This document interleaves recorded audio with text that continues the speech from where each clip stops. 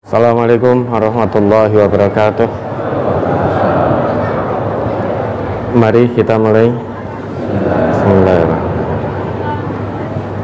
Ada pertanyaan dari brosur?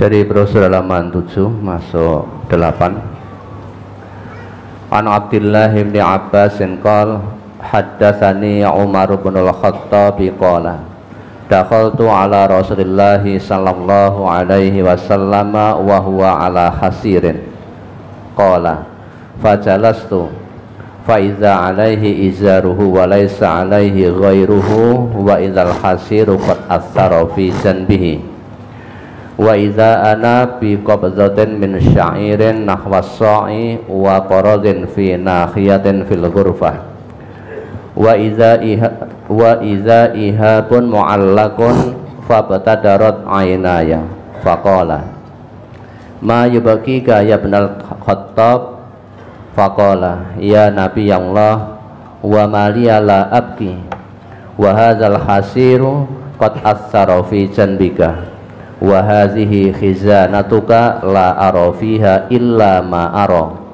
wa dzaka Kisra wa qaisaru bit simari wal anhari wa anta nabiyullahi wa sahwatuhu wa hadhihi khizanatuka qala ya ibnal Khattab ama tardo an takuna lanal akhirah wa lahumud dunya qultu bala rawahu Ibnu Majah. Dari Abdullah bin Abbas ia berkata, Umar bin Khattab menceritakan kepadaku, ia berkata, aku datang kepada Rasulullah sallallahu alaihi wasallam pada waktu itu beliau di atas tikar. Umar melanjutkan ceritanya, lalu aku duduk. Pada waktu itu beliau hanya mengenakan izar dan tikar tersebut membekas pada lambung beliau. Pada waktu itu aku memperhatikan seikat syair atau gandum kira-kira 1 sok dan korot, yakni daun untuk menyamak kulit, berada di bagian kamarnya. Di situ ada kulit yang tergantung yang belum disamak. Maka kedua mataku meneteskan air mata. Beliau bertanya, apa yang membuat kamu menangis wahai Ibnul Khattab? Umar menjawab, wahai Nabi Allah, bagaimana aku tidak menangis? Tikar ini telah membekas pada punggung engkau, dan ini simpanan engkau. Aku tidak melihat barang-barang kecuali apa yang kulihat. Sedangkan di sana Raja Kisra dan Kaisar mempunyai kebun-kebun yang berbuah dan sungai-sungai, padahal engkau adalah Nabiullah dan pilihannya, dan hanya ini simpanan engkau.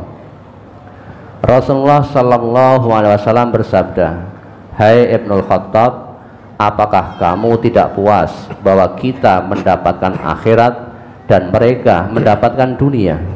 Aku menjawab, iya. Hadis riwayat Ibnu Majah. Pertanyaan, mohon dijelaskan pada kalimat Rasulullah sallallahu alaihi wasallam bersabda, hai Ibnul Khattab, apakah kamu tidak puas bahwa kita mendapatkan akhirat dan mereka mendapatkan dunia? Ini mohon dijelaskan. Nah, itu sebetulnya kita baca artinya tadi sudah sangat jelas. Nabi Muhammad seorang nabi, seorang rasul, tetapi mengajarkan sikap hidup sederhana.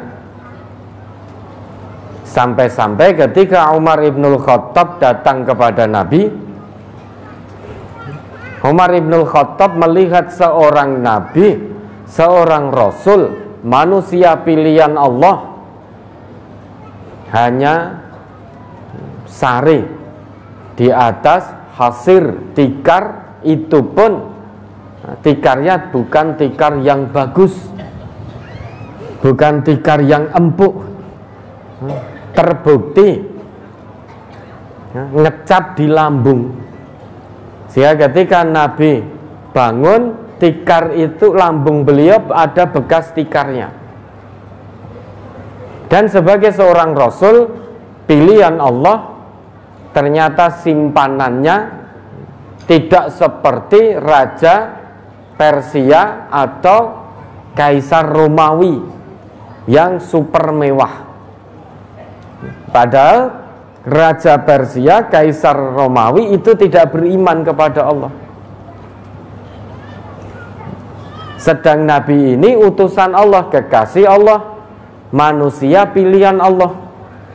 Harusnya simpanannya lebih daripada Raja Persia maupun Kaisar Romawi yang memang tidak beriman pada Allah. Bahkan Nabi hanya punya simpanan satu sok syair, bukan bur tapi syair. Syair itu gandum dengan kualitas biasa, bukan burun. Kalau al-burru itu gandum dengan kualitas istimewa. Kalau di kita mungkin ya al-bur itu bisa disamakan dengan rojo lele. Kalau syair ya yang medium pertengahan. Itu simpanan seorang Rasul, pilihan Allah, kekasih Allah, utusan Allah, itu hanya satu sok dari syair. Kemudian hanya memiliki daun untuk menyamak kulit, dan ada kulit yang tergantung yang belum disamak. Beda dengan Raja Persia dan Kaisar Romawi. Mereka tidurnya saja alal khazzi wad dibaji wal harir. Tidurnya saja alasnya itu kasur empuk sutra bercampur bulu, sutra yang tebal dan sutra yang tipis. Tentu sangat nyaman sekali kalau dilihat dari tata lahirnya.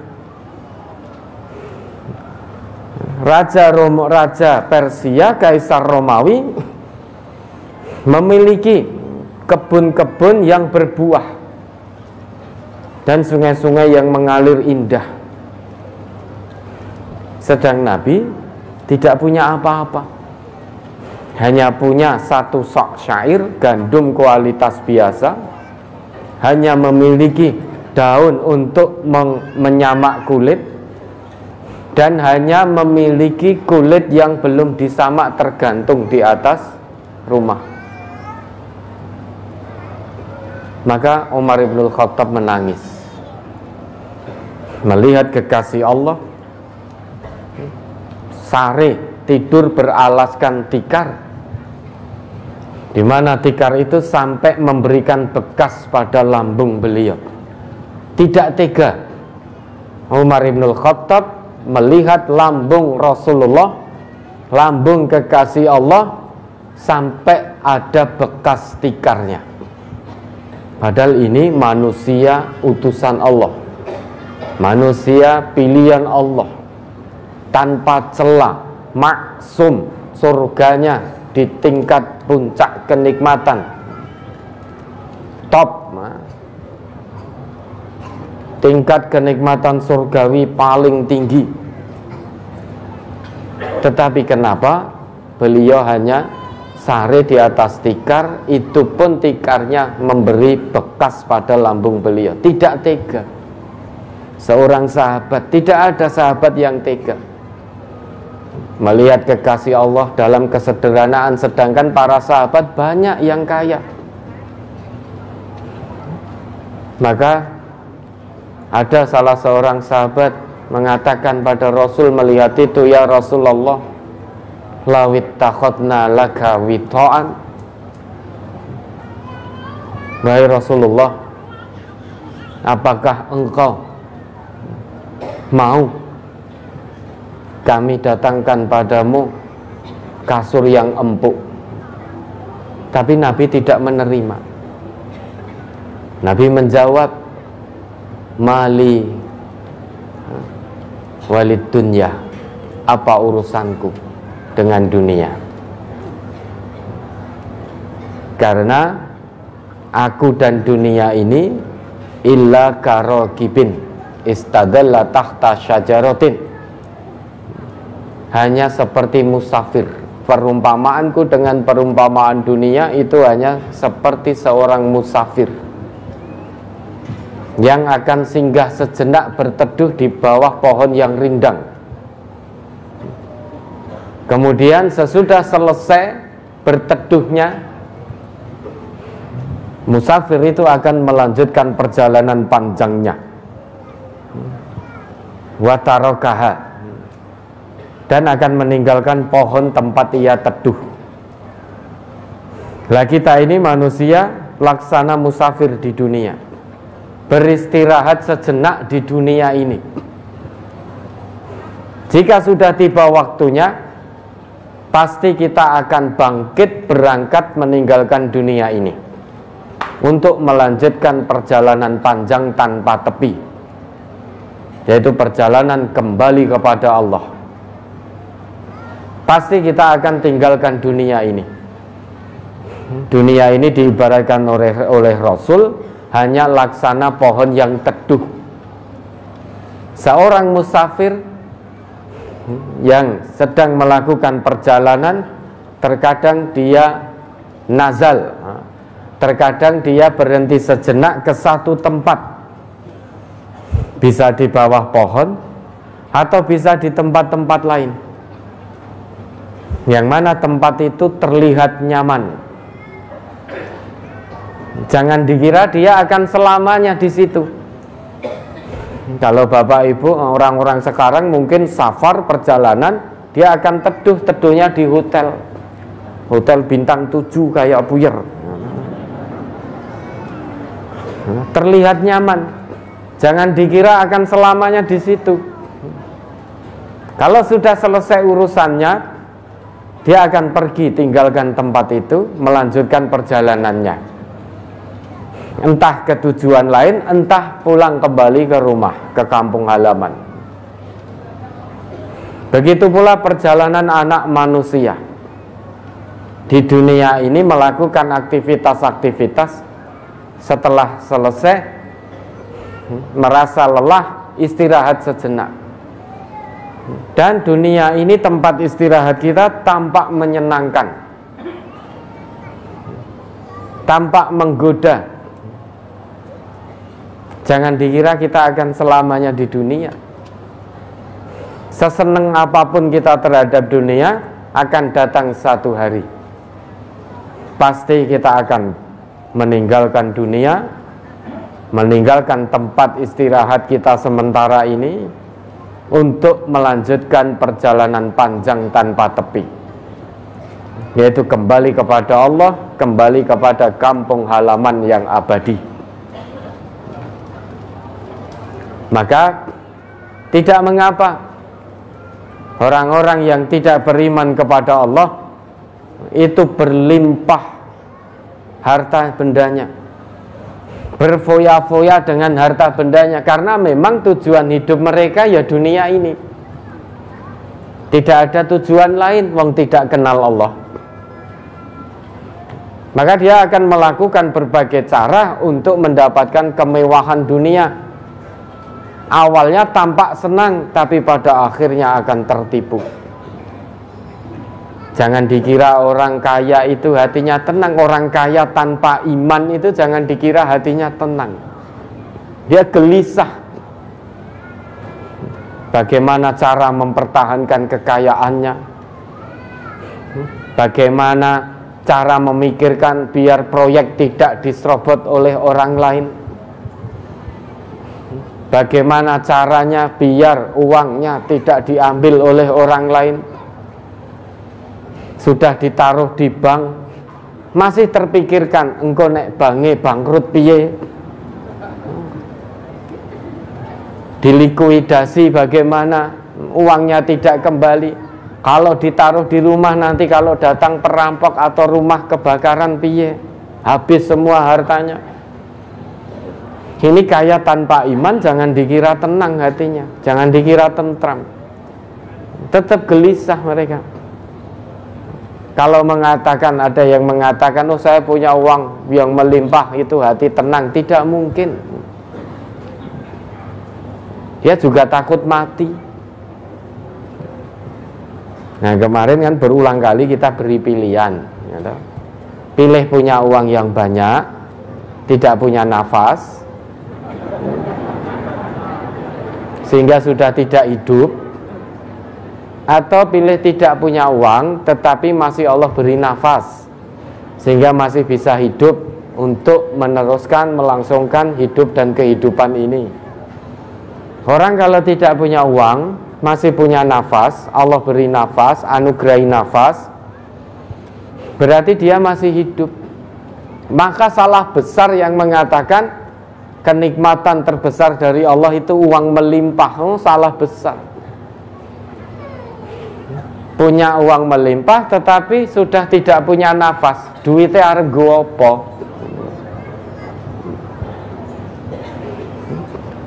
Jangankan tidak punya nafas, kemarin pandemi itu loh, banyak yang sesak nafas.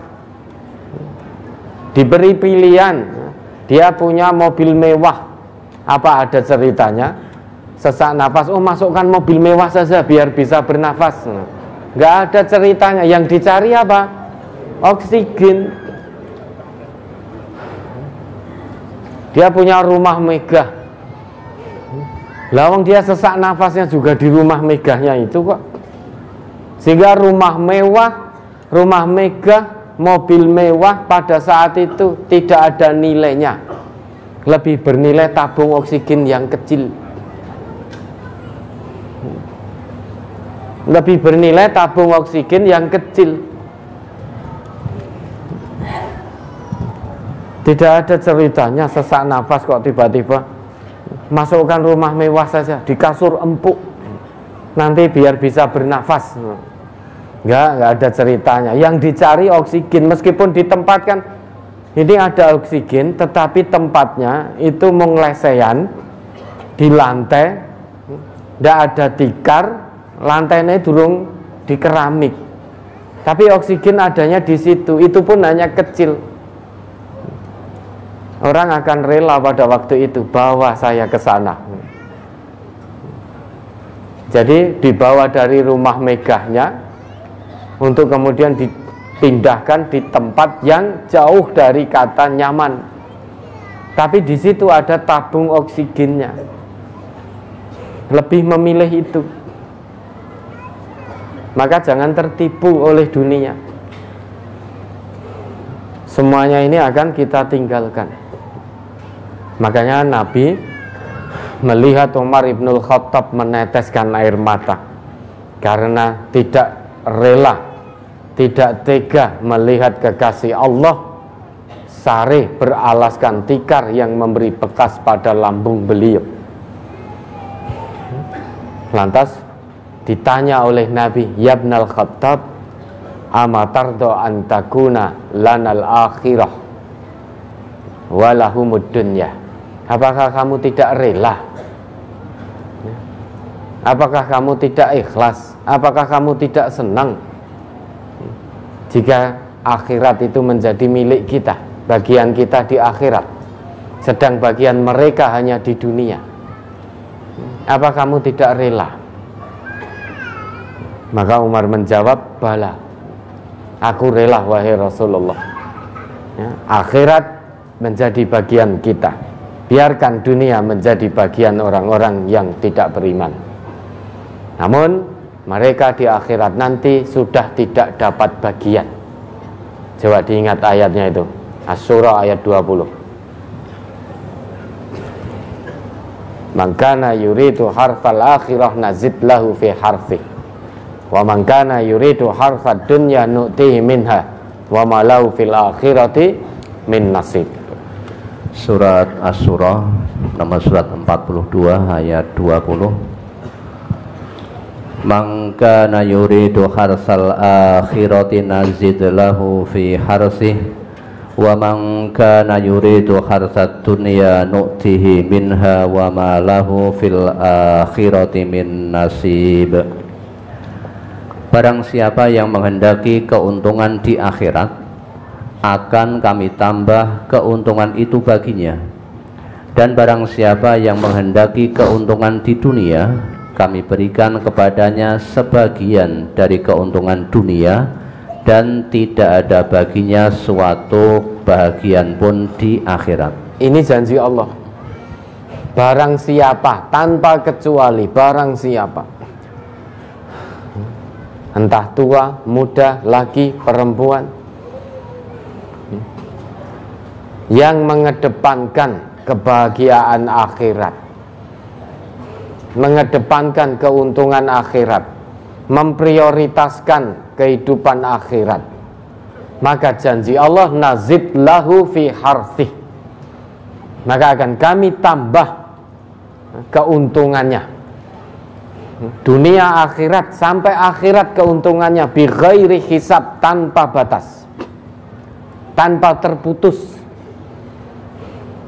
Keuntungan orang-orang yang mengedepankan kehidupan akhirat itu tanpa batas, alias tanpa putus.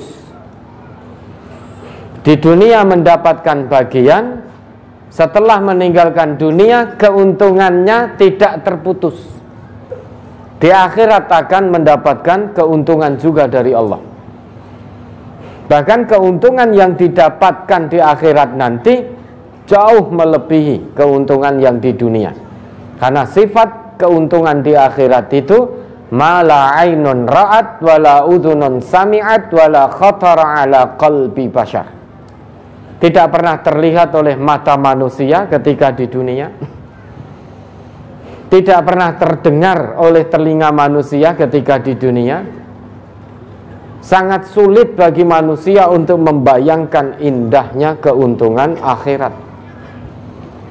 Ibarat kalau boleh dikatakan Allah itu punya kenikmatan 100%, yang 1% telah Allah turunkan ke dunia untuk diperebutkan oleh seluruh makhluknya, sejak makhluk pertama sampai terakhir. Tidak hanya manusia saja yang rebutan, makhluk Allah yang bernyawa ikut rebutan, memperebutkan kenikmatan yang hanya 1%. Kira-kira jenengan dapat berapa persen? Ikut rebutan yang 1% ini. Ini diperebutkan oleh semua makhluk Allah. Tidak hanya manusia yang memperebutkan, namun yang paling tamak itu manusia. Kalau hewan itu makan sudah cukup, perutnya kenyang, sudah tinggalkan. Tidak mengambil makanan hewan lain kalau sudah kenyang.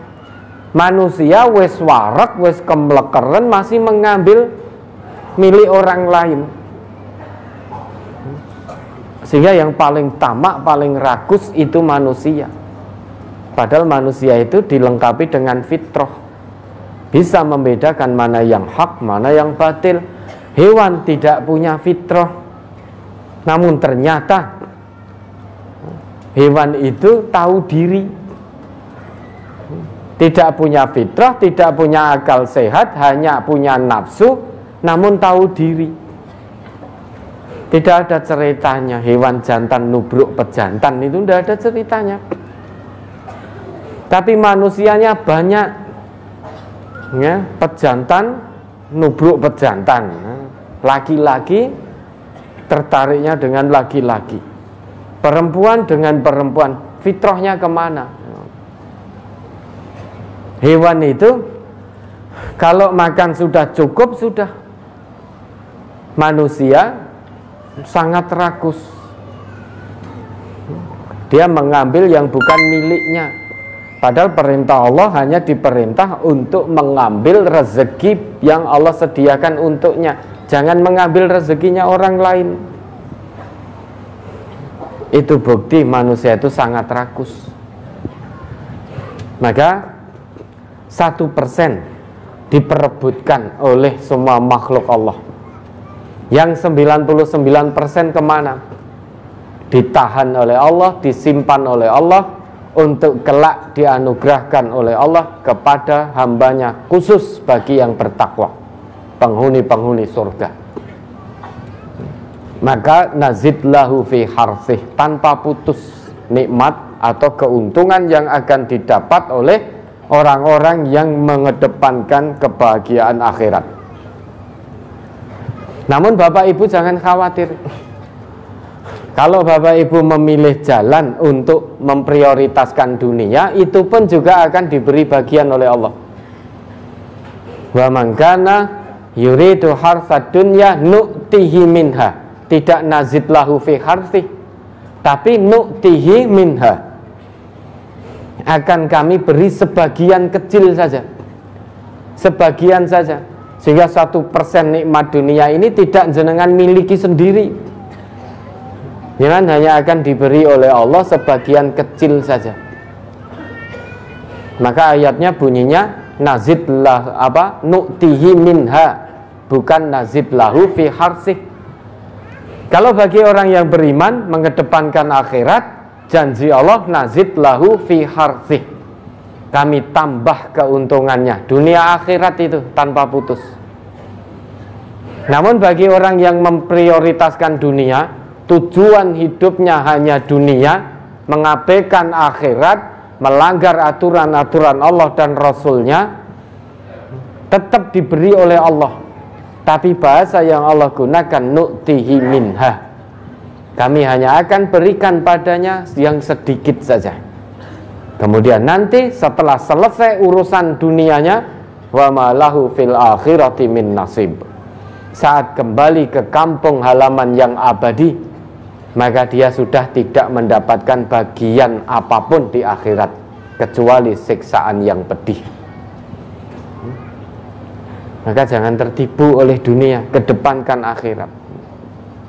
Dikedepankan akhiratnya. Kalau kita mengedepankan akhirat, dunia tidak akan Allah lupakan. Bagian kita di dunia akan Allah selesaikan. Maka jangan takut miskin selama kita menjadi hamba Allah yang maha kaya. Allah itu maha kaya.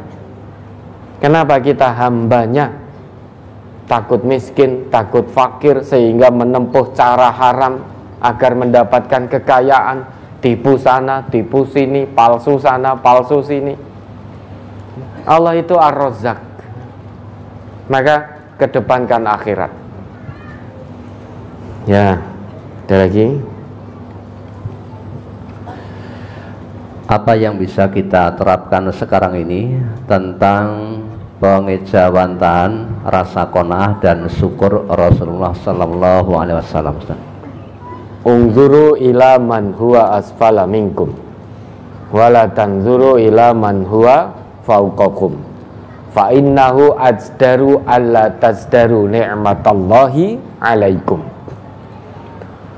Biar hati ini qanaah, punya rasa nerima apa yang Allah berikan, ikhlas dengan pemberian Allah, tetap mensyukuri sedikit atau banyak pemberian dari Allah, maka lihat yang di bawah. Untuk urusan dunia, lihat yang di bawah, jangan melihat yang di atas. Kalau kita lihat yang di atas untuk urusan dunia, maka hilang rasa syukur. Misalkan Allah baru titipkan pada kita sepeda motor, jangan lihat orang yang punya mobil. Kalau kita melihat kemudian pengen punya mobil juga, penak yo wayah hudan ragudanan, wayah panas ora kepanasan. Lah saya punyanya baru sepeda motor, hujan kehujanan pakai mantel yo tetap tembus, panas kepanasan, sumuk. Kalau melihatnya ke atas seperti itu, jauh dari rasa syukur. Kenapa? Karena dia akan menempuh segala cara agar mendapatkan mobil itu. Meski mungkin dengan cara utang riba rapopo, yang penting duwe mobil. Saya beli mobil dengan hasil riba tidak apa-apa. Yang penting saya hujan tidak kehujanan, panas tidak kepanasan. Padahal hasil riba itu akan musnah, baik zatnya musnah ataupun berkahnya juga musnah. Kalau melihatnya ke atas, nanti Allah misalkan sudah bisa beli mobil paling hanya sebentar, sebulan, 2 bulan, setahun, melihat mobil tonggone lah kok luweh apik, kok mobilnya mewah, wah ini seolah-olah nanti di jalan raya mendapat prioritas. Koyone gagah orang-orang pada melihat karena mobilnya mewah, limited edition, edisi terbatas, tidak semua orang punya. Rumangsane, ini kan rumangsane dheweke kan itu. Kalau dia berjalan di jalan raya itu, rumangsane kabeh melihat itu kagum, hormat. Wah, kabeh do ngulati, hormat pada saya karena kemewahan mobil saya. Itu kan rumangsane sing di dalam mobil. Padahal sing ngulati kuwi anyel. Kemakine itu. Kan ada beberapa, meski tidak semua, insya Allah tidak yang di sini ya. Tapi ada. Kadang kita lihat di jalan mewah, di jalan raya itu ada mobil yang mewah itu ugal-ugalan. Ugal-ugalan, tidak memperhatikan hak pengguna jalan yang lain, padahal itu juga bukan jalannya sendiri. Dia ugal-ugalan, mau nyalip wis pokoknya tinggal salip, depannya sepeda motor biar keluar dari aspal kan gitu. Lampu merah terjang karena mobil mewah, sehingga membahayakan pengguna jalan yang lain, padahal haknya sama itu. Wong itu jalan umum, sedangkan orang Islam itu tidak boleh menimpakan rasa takut, rasa khawatir pada orang lain. Itu tidak boleh, ada larangannya. Kita ya sholat, kita ya poso, tapi naik mobil mewah saja, ugal-ugalan, pengen mendapat prioritas terus, sehingga mobil yang di bawahnya wis kudu ngalah sih. Kalau tidak ngalah, langsung tin kan gitu. Itu sebetulnya manusia tidak punya akhlak, belum dewasa, tetapi sudah nyupir mobil mewah, sudah naik mobil mewah, dia belum bisa menghargai hak pengguna jalan yang lain. Kalau ingin mendapat prioritas terus, beli jalan sendiri, mudah kok, ya toh, kiatnya mudah. Kalau di jalan itu pengennya tidak ada pengendara yang lain, jenengan silahkan beli jalan sendiri, di aspal dewe, ditutup sudah, man wirawiri di situ ngalor ngidul ngetan ngulon, ora nek sing ganggu, nggak ada lampu merah, tidak ada sepeda motor, wong jalan milik jenengan sendiri. Tapi selama itu masih jalan raya, selama masih ingin menjadi seorang muslim yang benar-benar muslim, perhatikan hak pengguna jalan yang lain. Jangan mentang-mentang mobilnya mewah, rumangsane orang-orang pada melihat kagum, padahal ketahuilah yang melihat itu anyel. Anyel, jenengan anyel apa kagum? Mobil mewah ugal-ugalan seperti itu, apa ndak boleh tau punya mobil mewah? Boleh, tetapi gunakan anugerah dari Allah, titipan dari Allah itu sesuai dengan fungsi yang Allah tetapkan. Tetap tawadhu. Mong goro-goro mobil kok terus tambah ndangak. Padi itu semakin berisi dia semakin menunduk. Harusnya lebih takut. Lah kok dimudahkan oleh Allah, semakin dikayakan Allah, harusnya lebih takut. Hisabnya lama itu, hisabnya lama dan belum tentu selamat.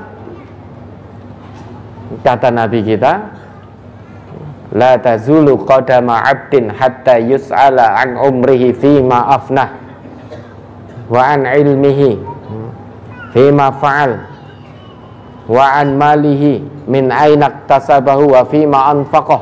wa an jismihi fima ablah. Tapak kaki seorang hamba nanti tidak akan pernah beranjak di hadapan Allah sebelum ditanya 4 hal. Yang pertama, an umri fima afnah, tentang umurnya, untuk apa dia gunakan. Tentang usianya, untuk apa dia gunakan, untuk apa dia habiskan. Apakah usianya dia habiskan di jalan Allah atau di jalan setan? Semuanya akan ditanya. Yang kedua, tentang ilmu yang Allah titipkan padanya. Dengan ilmunya itu, apa yang dia lakukan?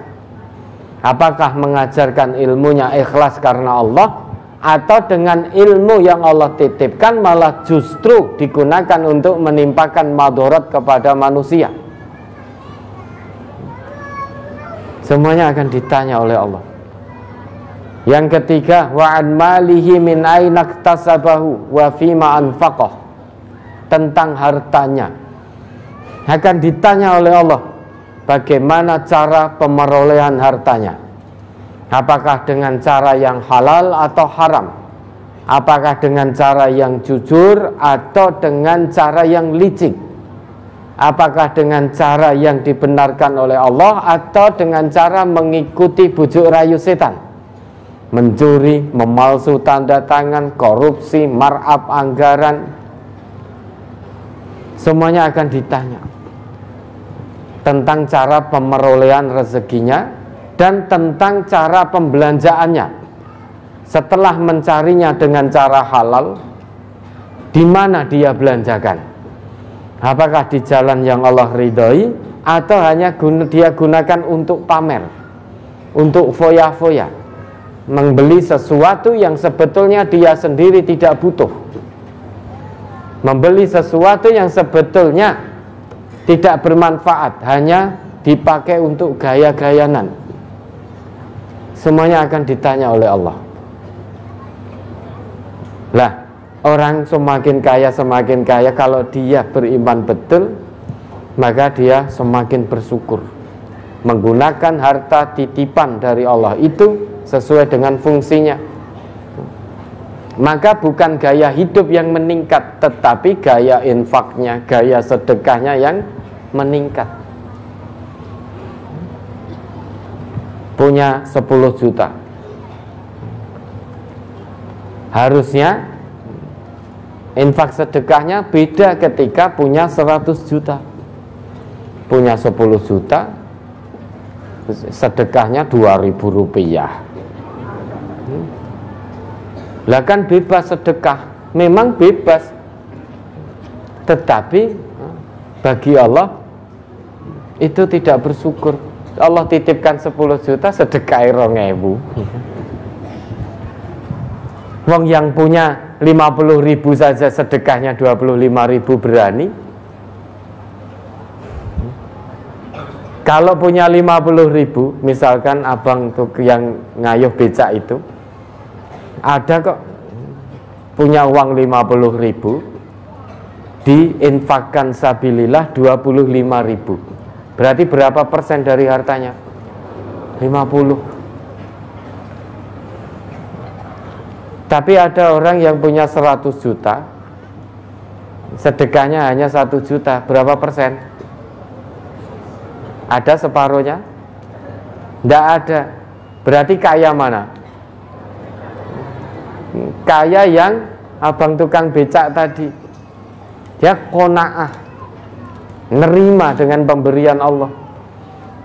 Allah titipkan 50.000, 25-nya untuk sedekah, separuh dari harta kekayaan, karena yakin betul dengan Allah.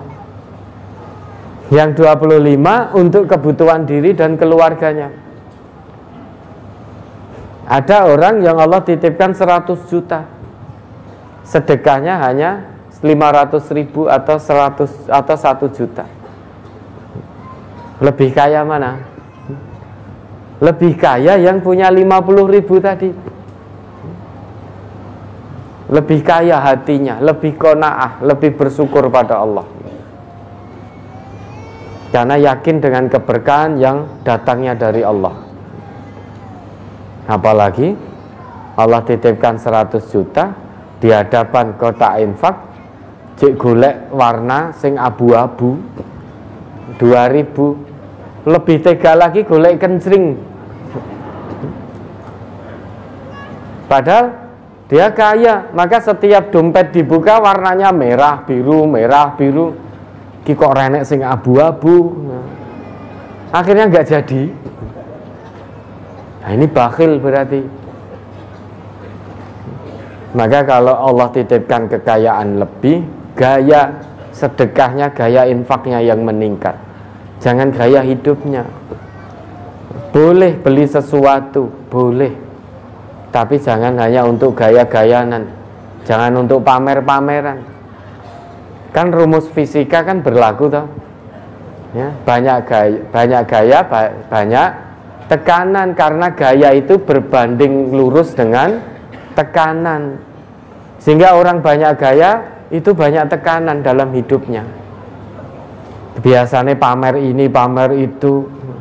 Kok ini nggak punya, bingung arep pamer, sehingga tertekan, mau ketemu temannya tidak berani, karena sudah selama ini bergaya, dianggap orang kaya, seneng disebut orang kaya, padahal hartanya dari mana wallahu a'lam. Sebetulnya tidak punya mobil, tapi karena sudah terlanjur seneng disebut orang kaya, mau bertemu dengan temannya ngerental mobil. Ngerental mobil apa adanya itu tidak mau. Masa naik sepeda ontel, padahal Allah titipkan sepeda ontel. Masa naik sepeda motor, padahal Allah titipkan sepeda motor. Karena ontel dan motor itulah kebutuhan kita untuk bersyukur pada Allah, untuk mendekat kepada Allah. Allah Maha mengetahui kita belum layak untuk dititipi mobil yang mewah. Kalau kita punya itu, Allah Maha mengetahui, bisa jadi kita sombong. Maka jangan malu kepada manusia. Malu itu kepada siapa? Kepada Allah. Istahyu minallahi haqqal haya. Malulah kalian, kata Nabi begitu, malulah kalian kepada Allah dengan sebenar-benar malu. Para sahabat menjawab, qulna ya Rasulullah inna lanastahyi walhamdulillah. Sesungguhnya kami sudah malu kepada Allah wahai Rasulullah, walhamdulillah. Nabi kita bersabda, laisa dzaka, bukan malu yang seperti itu, walakin al-istihya minallahi haqqal haya antahfadar ra'sa wa ma wa'a wa tahfadul batna wa ma hawa wa tatadzakkaral mauta wal bilah wa man aradal akhirah taraka zinatad dunya faman fa'ala dzalika faqad istahya, yakni minallahi haqqal haya. Malulah kalian kepada Allah dengan sebenar-benar malu, bukan malu yang seperti dalam benak kita. Walakin al-istihya minallah haqqal haya, malu kepada Allah sebenar-benar malu itu antahfadar ra'sa wa ma wa'a, kamu jaga kepala dan isi kepala, yaitu jaga pola pikirnya, jaga otaknya. Jangan merendahkan orang lain, jangan menghina orang lain, jangan memandang rendah orang lain hanya gara-gara punya harta, hanya gara-gara punya pangkat dan jabatan. Kalau kamu punya harta dan kekayaan, punya jabatan, status sosial yang konon menurut masyarakat terhormat dalam tanda petik, kemudian menjadi sombong, menjadi angkuh, hilang tawaduknya, hilang qanaahnya, hilang rasa syukurnya, berarti kita tidak bisa menjaga isi kepala kita. Maka itu tidak malu, berarti tidak malu kepada Allah. Wong sombong kok malu. Dan malu pada Allah dengan sebenar malu, menjaga perut beserta isinya. Tahan, jaga perutnya, jangan sampai sedikit saja makanan atau minuman masuk ke dalam perut dengan sesuatu yang haram. Jangan sampai perut terisi dengan makanan atau minuman yang haram. Meski hanya satu teguk air, jangan sampai satu teguk air haram itu masuk ke dalam perut kita. Jaga kalau pengen malu kepada Allah sebenar-benar malu.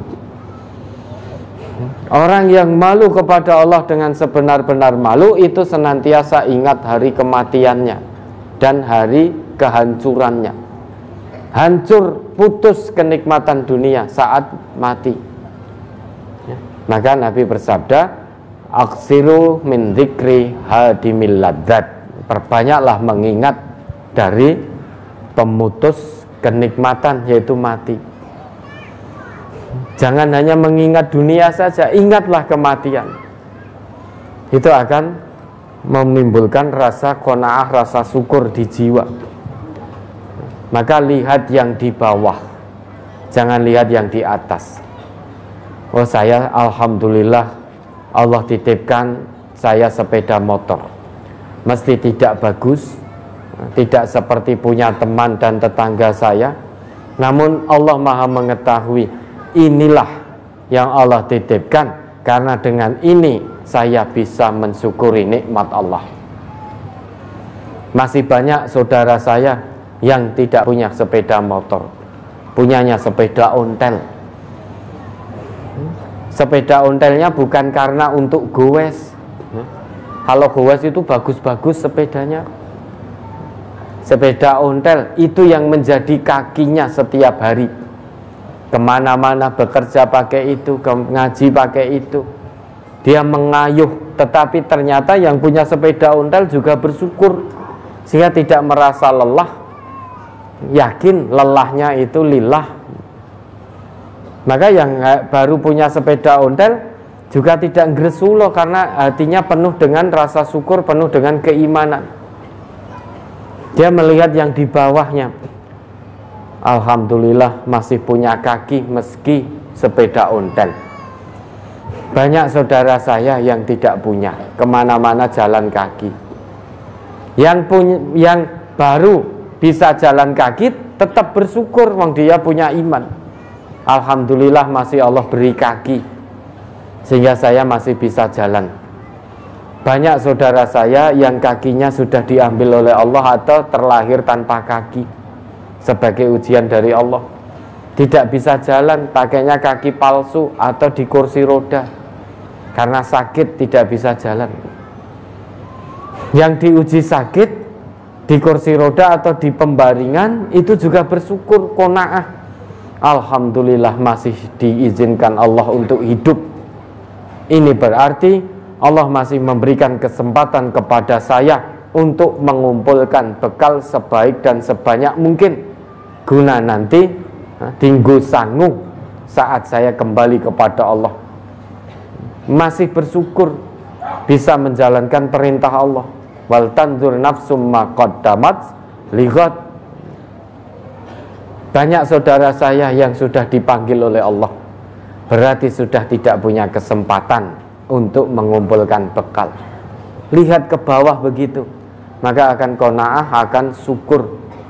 Dan melihat ke bawah itu lebih pantas bagi orang yang beriman daripada melihat ke atas. Kenapa? Karena melihat ke bawah dalam urusan dunia itu akan menyebabkan kita tidak meremehkan nikmat Allah yang telah Allah curahkan kepada kita. Maka lihatlah ke bawah, jangan lihat ke atas. Lihat ke bawah untuk urusan dunia. Nabi kita bersabda, kun qani'an takun ashkaron nas. Jadilah kamu orang yang qanaah, niscaya kamu akan menjadi orang yang paling bersyukur. Untuk bisa qanaah, maka lihat ke bawah, jangan lihat ke atas. Ya, ada lagi pertanyaan terkait dengan brosur? Cukup. Baik, alhamdulillah. Ini brosur tentang zuhud, mudah-mudahan bisa dipahami ya, diamalkan dalam kehidupan. Sekali lagi, Zuhud yang sesungguhnya itu tarku ma la yanfa'u fil akhirah, meninggalkan segala hal yang tidak bermanfaat di akhirat kelak. Bukan berarti tidak boleh kaya. Boleh, silahkan kaya. Namun bagaimana kekayaannya bisa membawa manfaat dalam kehidupan akhirat. Zuhud bukan berarti miskin. Zuhud bukan berarti meninggalkan dunia, bukan. Zuhud bukan berarti tidak memperhatikan dunia. Tetap memperhatikan, tetapi jangan sampai melupakan kehidupan akhirat hanya gara-gara dunia menjadi prioritas. Tetap kedepankan akhirat, dunia itu jangan sampai dilupakan saja. Itu makna dari zuhud. Ya, mudah-mudahan bisa kita amalkan. Baik.